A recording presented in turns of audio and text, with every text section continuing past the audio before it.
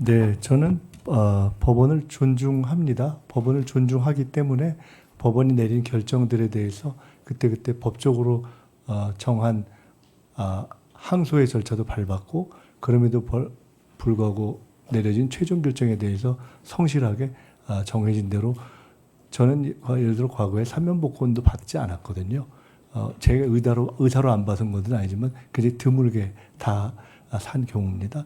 그렇게 하고 이미 드러난 것처럼 뭐 추징 등 의무를 다 갚았습니다. 그래서 그것에 대해서 제가 정확하게 이렇게 표현했습니다.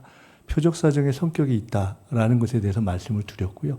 그럼에도 불구하고 법원에서 영수증을 교부하지 않은 것 자체는 이유여하를 막론하고 법적으로 위배다라는 부분에 대해서 제가 어떻게 하겠는가라는 부분에 위법을 제기하시면 받을 수밖에 없다는 말씀을 드렸습니다. 최후 진술에도 드렸고, 다만 그때 이런 말씀도 드렸습니다. 근데 똑같은 상황이 다시 온다고 하더라도 어떻게 해야 될지 잘 모르겠다. 제가 일일이 다 수천 장의 영수증을 볼 수 있는 상황이 다시 될지 솔직히는 잘 모르겠다. 그걸 제가 지킬 수 있을지, 다른 누구는 지킬 수 있을지 잘 모르겠다. 사실 그때 그렇게 얘기했습니다.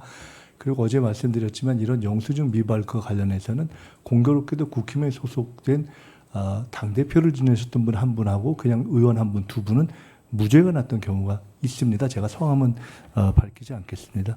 존경하는 배준영 의원님께서 선의를 가지고 법원에 대한 존중을 말씀해 주셨기 때문에 제 말씀을 드리고요.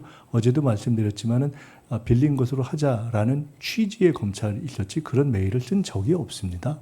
그 부분에 대해서는 우리 사회가 법원을 존중하지만 경우에 따라서는 오랜 시간이 지난 이후에 재심의를 통해서 변경되는 경우도 있고, 제 사건 같은 경우는 저도 몰랐는데 늘 의문을 갖고 있었던 것이 20년 만에 그 사건을 한 당시 검찰 핵심들의 배후에 일정한 카르텔이 있었다는 것도 이제 기사가 나서 저도 인지하게 된 면들이 있거든요. 그러니까 저도 사실은 그 20년을 지냈을 때 좀 억울한 면이 있었겠지 않았는가 한번 생각해 주시면 어떤가.